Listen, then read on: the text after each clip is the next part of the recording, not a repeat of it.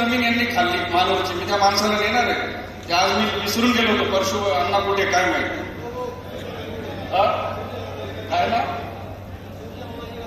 सुरजा नावाची गांगोडे म्हणून मेलेला दाखवलं त्याला. तो जिवंत आहे तो माणूस. मी तर असं कुठलं पाप केलं नाही ना.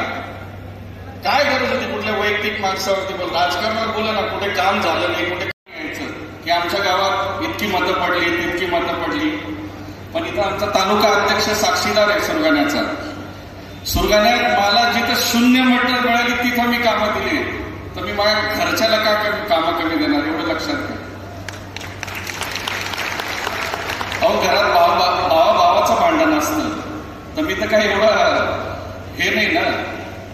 त्याच्यामुळे माझं सर्व माझ्या मतदार बंधू भगिनींना एवढंच सांगणं आहे की काही गोष्टींचं माझ्या आदिवासी समाजामध्ये विशेषतः गैरसमज करून दिला होता. आता अण्णा लोकसभेचा विषय विधानसभेला लोकांनी घेतला. समोरच्यांनी विधानसभेला की भाऊ संविधान बदल. आता मी काही खासदार आहे का मी संविधान बदलायला चाललो.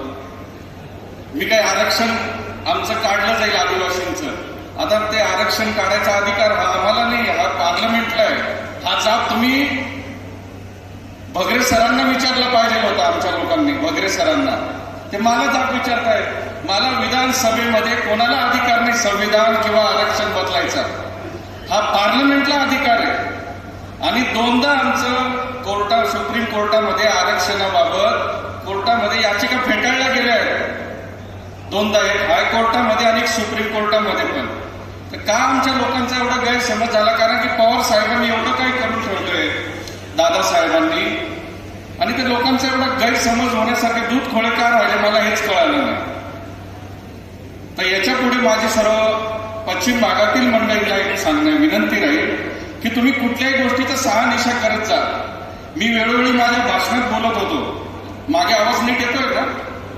मागच्या वेळेस नव्हता आला. मागच्या कार्यक्रमाला मागच्या वेळेस हे नव्हतं. मी माझ्या प्रत्येक भाषणात सांगायचं कुठलाही लोकप्रतिनिधी चुकला तर त्याचे तुम्ही कान धरले पाहिजे. माझं कोणी मी प्रचार करताना कोणीच माझे काम धरले नाही. का धरले नाही मला हेच कळालं नाही.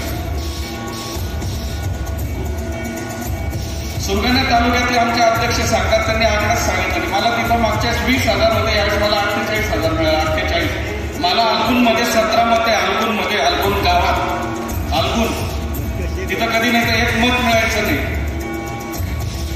आता इथं मनोज शिंदेंनी सांगितलं की आमच्या निवाने पंचायतीने एवढे मतं दिले. मी मागच्या फॉर्म भरताना बोललो की किती 2700 मत किती 2100 मतं मिळाली तिथं. आणि तुम्ही गोंदुण्याला जर गेला शेवटचं गाव तिथं मला किती मतं. त्या गावात मला मागच्या वेळेस काहीतरी 50 का 60च मत होती गोंदुणे ग्रामपंचायत. यावेळेस तिथं मला 1100 का काहीतरी मत आहे मला.